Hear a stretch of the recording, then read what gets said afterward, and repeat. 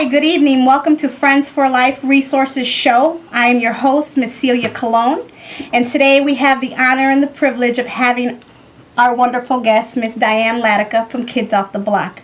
Welcome to the show, Miss Diane. Thank you, Celia. It's an honor to have you here. It's an honor to be here. Thank you so much. You're so welcome. So, Miss Diane, scoot a little this way. All right, so we're settled now. Please introduce yourself. Tell everybody out there in the audience what Kids Off the Block is all about and how you got started. Okay, Kids Off the Block. We just celebrated 13 years. Started in my home in July 2003. I have 8 kids of my own. I have 4 boys and 4 girls. My last one was at home. She was 13 years old. I wanted to keep up with her. I wanted to make sure that she got off to college in 5 years and I could be free, I thought. But that didn't happen. My mom saw that her friends liked me a lot and that I should do something with them. And I had no idea what I was going to do with them. No idea about a program or EIN number, nothing. But I did know that I wanted to help them after I sat down and I listened to that they were failing in school, the boys and the girls. These were kids 13 to 15 years old. Right. And that the boys, the gangs were recruiting the boys. Right. And I just started helping them with homework and inviting them into my home. And the next thing I know, there were kids coming to my house that I didn't know, banging on the door. Miss Diane, can you help me? Right. They wanted to get out of gangs. They were dropout kids, wanted to go back to school. They were homeless kids. Right. And so some of them wind up sleeping on my floor. In about 3 months, there were 75 kids in my apartment, day and night. Wow. 3 times my husband threatened to divorce me. I always have to tell that he's still with me. But yeah, it was pretty intense. The neighbors didn't like it. My van was shot up. I had some gang leaders arrested in front of my house. It was intense. But I was having the time of my life because I had found my passion. Wonderful. Amazing. It just shows you that everyone can make a difference in the world with a little love. That's right. That's right. I thank you for that. I thank you for helping all them children that are out there that think that no one cares about them or that they don't have somewhere to go. You have somebody. Sometimes you just have to look a little harder. That's right. And you have to be open to it, too. Yes. Yes, definitely, because that's a lot to take in. You're putting your life at risk and, just out there on the front lines. And a lot of people would rather just sit back in the house and do nothing about what's going on in the streets. And that's the sad thing that we see in Chicago every day, and that needs to change.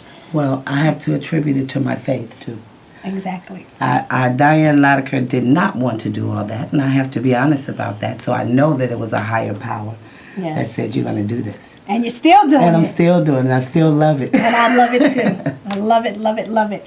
So talk to me about some of the events that you got going on or some of the things that you do with Kids Off the Block and how you've made it such a successful. You're just known all over the United States. Every time I look up, I see a story about you and the wonderful things that you're doing for all these children that just are searching for love.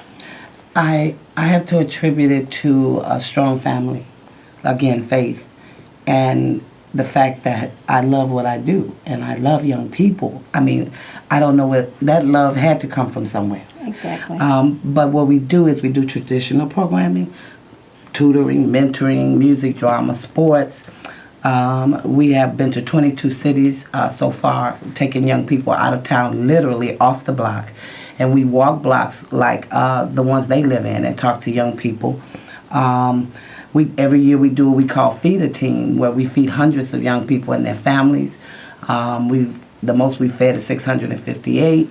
Our goal is 1,000. At Thanksgiving, we want to make sure that they're thankful for that family. So that's what that is all about. Wonderful. And you'll be hosting this year? This is our 9th one. Right, and I'll be there volunteering this year. Yes. So what date is that? That's Saturday, November 19th from 1 to 5 p.m. Okay. Yes. And can you tell people how to get a hold of you if they'd like to volunteer, sponsor, or help out in any way that they can? Give them your information. They can go to the website www.kidsofftheblock.us. Okay. Or you can call our office 773-941-6864, or you could just stop by 11623 South Michigan. My house is open 24 hours, literally. Wonderful. So if you know anybody in Roseland that needs help, if there's anybody out there in Chicago that needs somebody Yes. to talk to, some guidance, some love, Miss Diane just gave you an open invitation with a lot of love. I sure did. And what is your message that you would like to give Chicago, to the young people out there watching you? Well, first of all, I want you to know that there are adults that really care. No game. What you say, iron sharpens iron. There are older people who really care. And I know because I'm one of them. And I know so many of them. So don't be ashamed or don't feel they're not listening, because we are listening. And we do want to help, really want to help. I have given everything that I have, and I will continue to help young people. I want you to live and thrive and make yourself great. We got a caller on the line, so let's see who we're going to speak to today. Good evening, ladies. Good I have a evening. question. When I walk around some of these schools and I see these principal's office and these vice president's office, the vice principal's office, and some of these other administrators' office, they have these nice offices. And when you see where the students are taught at, I've seen a situation, they had the students down in the basement and mice dropping, inadequate lighting, but yet certain administrators can have thousands of dollars spent on their offices, and I'd be wondering why they have these local school boards, why certain things not being overlooked, and why some people not going to jail for misappropriation of funds. Well, that, sir, we cannot answer. We don't know what's going on with the school board. We're just community activists who are out here in the community helping the people, helping the young people off the streets. Sorry, but I feel the same way. I don't want to speak on something that I don't have any knowledge on. I do agree with you that it's wrong, though, if you've seen that. Call your local alderman. That's the best advice I can give you. Thank you for calling. Okay, Miss Diane, so we want to thank you for coming on the show. Any other upcoming events that you would like to talk about or give people the information to so that they can come and join in all the fun? I really just want everybody to come for Feed a Team. The Feed a Team was created because a lot of young people started coming to my house for Thanksgiving. Nice. They wanted to sit with me and my family. Well, it was fine when it was 5, maybe 10. But when I saw 20 young people at my door I said, we got to do something. Right. Well, it has blossomed into something so beautiful. We had 6 games there last year. It Wow. was crazy. I mean, year before last, I'm sorry. It was crazy. But Peaceful. Peaceful. Peaceful. Please join us on Saturday, November 19th. Come out, volunteer, serve young people. Let them serve you. Bring the young people. Right. Come enjoy with us. All right. Well, And thank you. Oh, you're welcome. She's my queen. I love my this hero. lady. I love her too. She is my hero. But we'll be right back with our next guest. We have Lakeisha Gray-Swell. She's going to talk to you about her non-for-profit, which is called Girls Like Me. Hold on one second. Beautiful. Thank you. So, yes, Lakeisha, are you ready for your interview, my I dear? am so ready. Thank you so much for having me. All right. So now we're on with another beautiful queen, another great voice in the community, Miss Lakeisha Gray-Swell. Yes. Welcome to the show. Thank you for having me. Oh, my pleasure and honor. So I'll go ahead and let you introduce yourself and Well, give everybody a little background information about you Wow. and how all of this got started. Yeah. Just hearing Mama Diane Latiker and Kids Off the Block.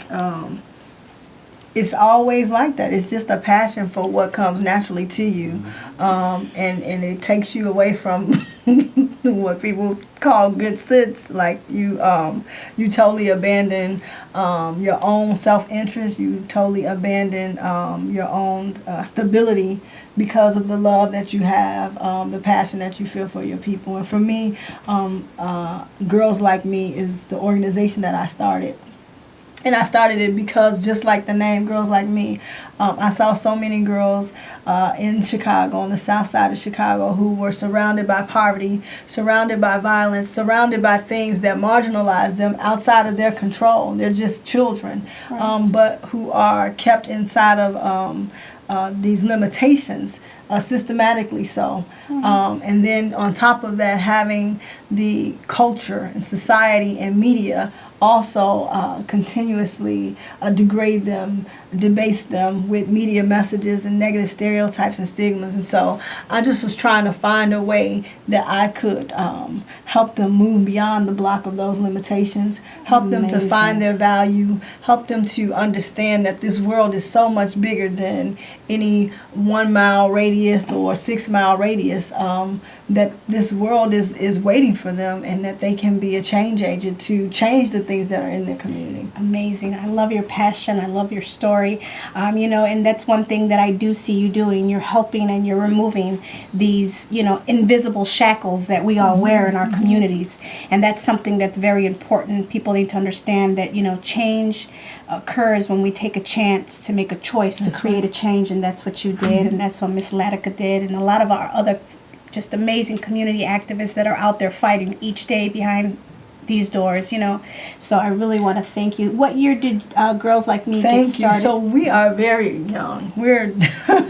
We started in 2012, and I can say that we started before that because it was just I didn't even know I was having an organization. I just knew I was going up to a school and I was volunteering. And when I got to the place that the volunteering was, I wanted to call off work so I could go volunteer. I knew that I had to do something, that it couldn't just be a volunteer effort anymore. It needed to be an institution.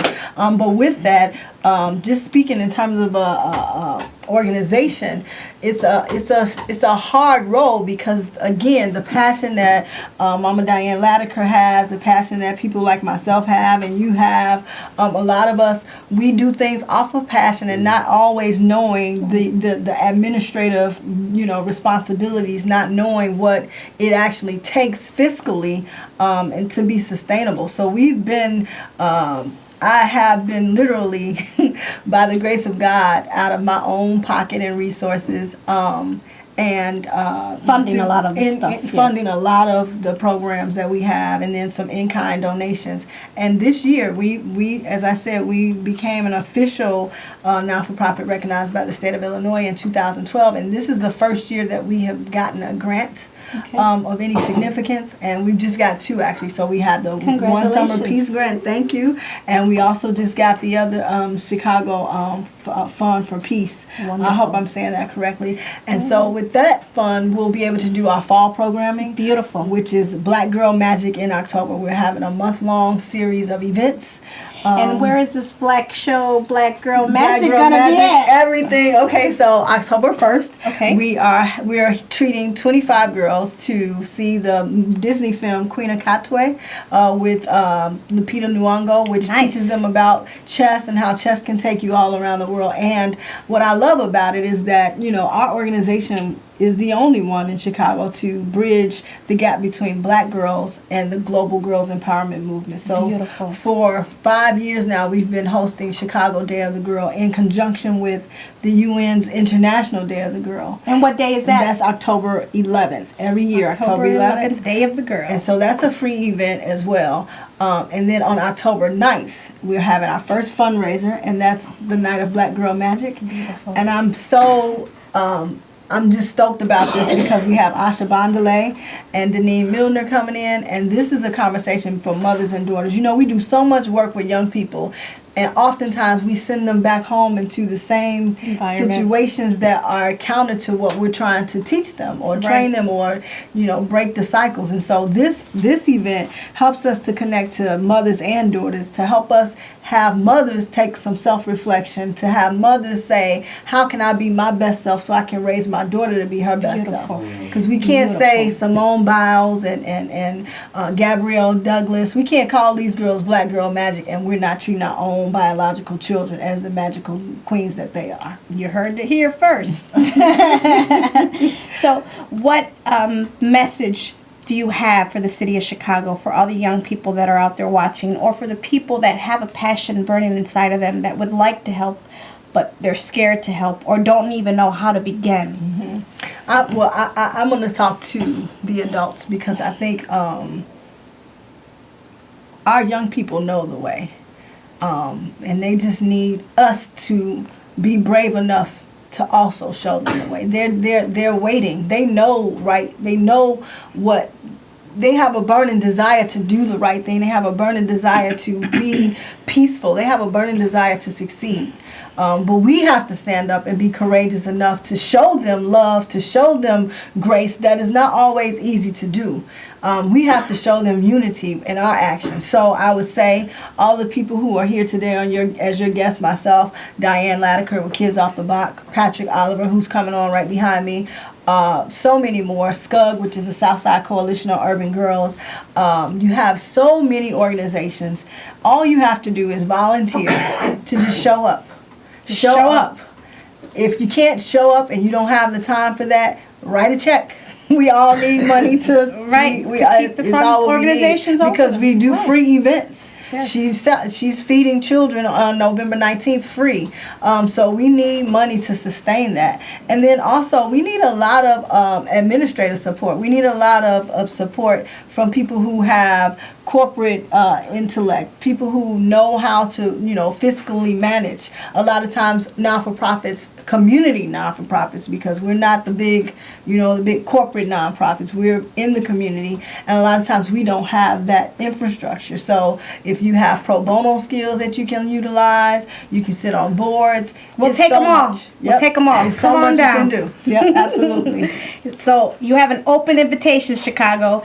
Please note that at the end of the show, all the services, all the guests that are here, all of their website information will be posted on the Friends for Life website. So at the end of the show, we'll give out that information. You'll be able to reach them there as well. And that's another thing that people can do. That's the biggest thing you can do is share the stories. Talk about and share, go like Facebook pages and share the things that are happening for organizations, because recognition is the one thing that leads to opportunities. Awesome. Okay, well, there you have it, Chicago. Thank you so much for coming out. Love you, girl. Thanks, Friends for Life, for having us and hosting us. Of course. Thank you. So we are going to our next guest, which will be Mr. Patrick Oliver. He is from the Say It Loud group, and he will talk to us in about 2 minutes. All right. Good evening. Good evening. Hi, Patrick. How are you? I am so happy to be here. Thank you so much for the invitation. We are honored and proud to have you here. Another great community activist, another great voice in our community. So without further ado, I don't want to take up much of your time. I will let you introduce All yourself the time you need, okay? to Chicago, and tell them about your awesome non-for-profit services that you provide, because it's just so needed and just amazing. Say It Loud Readers and Writers was started back in 1997, and our goal was to provide an opportunity for young people to meet writers. Many of us, if you talk to a lot of successful people around the country, they talk about how it was books that was a transformative experience in their life. Yes. And so we thought maybe it'd be a good idea if young people meet writers, who can talk about the power of literature, the power of books. So what we try to do on a consistent basis, at least once a month, have some kind of event where young people get a chance to meet some kind of writer, whether it's a journalist, whether it's a writer, a scientist who's a technical writer. So we want to expose young people in all areas, right? What's a poet, what's a novelist, So again, young people want to kind of connect writing with success. Beautiful. Of course, one of the most amazing tools that we have is our mind. So investing in it is the best thing that we could ever do. Most certainly. Wonderful. And I know that you also go on speaking tours and go to other communities that need the service. So you're not just here in Chicago. You actually can be reached in other states as well. Yeah, we have a great time working with young people around the country, because there's this energy that young people have created in this country, through technology. Right. So now they're connecting with other young people in other parts of the country, and they're connecting with people like myself. When they see this whole concept about, maybe vision boarding, this concept about planning my future, they want to be a part of that, so that they reach out to their teachers sometimes, or sometimes the teachers, reach out to me. Some will Skype the conversation with young people, or sometimes I actually go to to their communities and visit with them and have a good time. This past weekend, we were at a jazz and arts festival in the park. We were doing vision board classes in the class, and then we had young people creating books in the park. Wonderful. So we go wherever young people are. Wonderful. So do you want to please give out your information for the people that would like to reach you or try to get, some of your services, or have you come out to their school or to their next community event? He is available. www.speakloudly.com. It's www.speakloudly.com. They can go to our website, see all the different activities we have coming up. Okay, and do you have a phone number for them to get a hold The of phone you? number they can reach me is 501-952-6169. Wonderful. And what is your message to all of our young people out there that are watching you, or to the community leaders, or to the parents? Or One of the goals, I have when the year ends, I want to see every young person in our community, along with their parents, to have a library card. Everybody have a library card, because we have a limited number of books. Any books that you want to read, if it's not in your local library, libraries will order that book. I don't care if it's in Terre Haute, Indiana. I don't care if it's in some suburb of Montana. I don't care where it is.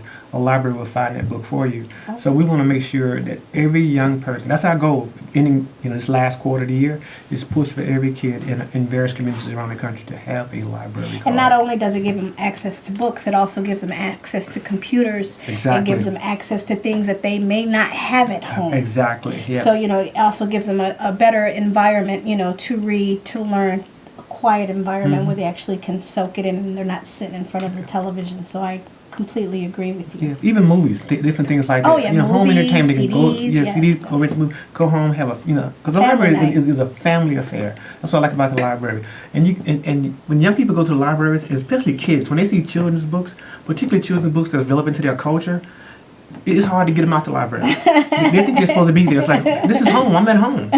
Because they see all these books that represent them, and it's like, Mom, I don't want to go home, because finally I see myself, my experiences in these books, and they just enjoy it, and it's such a pleasure to see that. Yeah, and that's one thing that I truly believe, everything is learned through a story. We even Most learned certainly. about Jesus through a story. So, opening up a book is just one of the most amazing things that you can do, because it can take you anywhere as long as you close your eyes. Most certainly, most certainly. Yes. And again, that's the importance of literature and books, that personal narrative. Having young people understand your narrative is important, your life story is important. Right, so speaking about life story, I know a little bit about your life story. So I wanted to see if you would be kind to share that with the kids that might be watching, that might be afraid or might have had an issue. Yeah, we had talked once before Yes. about. I love it, that's why. about, It inspires me. Right. They want to put. I used to be a stutterer, growing up. Talked really fast, couldn't slow it down. And one of my elementary school teachers wanted to put me in special education, because of my stuttering, and the process was taking place until my mother went to the school and said, "No way, That ain't it happening. ain't happening. You're not putting my son in special education." He gets a little nervous when he reads aloud, And they put me in a speech class, and after a few months in that speech class, I was okay. Just a matter of nervousness and things like Right. that. But it happens to so many kids in our community. course. They're pushed to special ed because of kids are coming to school dealing with all kind of issues, hungry. All sorts of things, and people see it as being rebellious and a number of things. But children, again, come to school with all sorts of issues that we don't have enough social workers, and they're cutting back on social workers in Right. the schools. We didn't listen to these young people. And fortunately for me, I had a mother who was an advocate, Yes. who spoke up on my behalf. But in a lot of Nice. cases, kids don't have that. They take the expertise of an educator, which our educators are fantastic. There's no way I'm putting teachers down. Right. Because teachers are the ones who got me in the position I'm in today. Exactly. They push me. I had one of my English teachers pushed me into literature. He saw my love of books, and he'd send me off to a writing class. It was at this special program. And I'm like, what am I doing here? When I showed up, I was the was only part of black your kid destiny. there. Look at- Exactly. look at where you and are now. It was unbelievable. And my story that I turned in got killed. But the fact that I had the exposure to an educator who was an editor for the first time, I had my work just critiqued that way. Right. But it was a growing It experience. was somebody who cared with passion. Exactly, And that's yeah. what people look, and that's what people need. So I Exactly. just wanted you to share your story for any other kids that are out there watching. It doesn't matter if you might have any kind of disability or something that is stopping you, or you're too excited because you got too much information that's going on in your head and you want to get it out. It's going to be okay. Yes. You're going to be successful. Yes, yes, Yes. and the opportunities are here for young people. You know, Yes, and that's the thing is to definitely. tell them it's challenging, no question about it. You know, I don't never have to tell young people that there is nothing in your way because we know there are obstacles out there. Even as adults, we Yes, face obstacles on a definitely, all consistent the basis, time. and we know how the economy is today. We know the social issues. We live in Chicago. We know the Right. issues around violence that are here. So we have to be honest with young people. Yes. But we also have to, you know, like Keisha was talking about earlier, that we have to recognize what those challenges are and support these young people in addressing those challenges. And help them get through it and overcome it, you know, and that's the best way is actually having people that care and having support and having people like you, Miss Latica, Lakeisha, and a lot of our other community activists that are out there supporting our young people and just trying to help them in any way that they can. So just want to give out your information before we end the show. Can they reach you on Facebook? You give out your phone number one more time. Yep. www.speakloudly.com, www.speakloudly.com. Facebook, I'm always posting stuff on Facebook, great things that are going on around literature, so check me out there. And the phone number is area code 501-952-6169. Okay, do you have any events that are coming up that you would like to talk about? We have an event coming up at the end of October. We're going to be doing another vision board project with young people. We have a series of those coming up. Looking forward to the activity me and you're going to do together Yes, with definitely. parents from the Hispanic community and parents from the Black community Yes. doing a vision board project with their children. Yes. Kind of a cross-cultural thing. Right, So it's I'm gonna looking be forward to beautiful. that. Yeah. Yes, definitely. Okay. Well, I want to thank you for coming on our show, and thank you for just working hard out there in the community, investing in our young people, and sparking the minds of who knows the next scientist, the next astronomer, who knows what's out there and Yes, whose we'll- hearts you're touching. So thank you. Any message that you want to leave Chicago? Again, Chicago, give books for gifts for the holiday. Get kids library cards, and let's create the next generation of Lakeisha's. Let's keep the next generation of Patrick Oliver. Let's create the next generation of Cece Cola. Because as we well know, literacy is important in all the work that we do. Yes, So we have definitely. to, keep books and literature in the hands of young people. Wonderful. So that is the end of our show. We want to thank you for watching. We are here, Friends for Life, every Thursday at 7:30. Again, if you would like any of the information that you've seen tonight on the show, it will be posted on the Friends for Life resource website, which is www.flrc.com. You can always get a hold and call our founder, which is Miss Lisa Diggs. You can find her on Facebook. You can find me on Facebook. So until next Thursday, Chicago, be safe, and we'll talk to you later. Talk to you later. Have a Peace. good night. Peace.